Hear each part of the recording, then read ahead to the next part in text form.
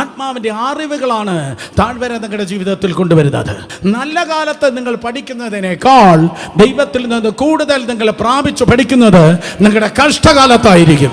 നല്ല കാലത്ത് നിങ്ങൾ ചിരിച്ചു പഠിക്കുന്നതിനേക്കാൾ കൂടുതൽ നിങ്ങൾ പ്രാപിക്കുന്നത് നിങ്ങളുടെ കഷ്ടകാലത്ത് നിങ്ങൾ കരഞ്ഞായിരിക്കും.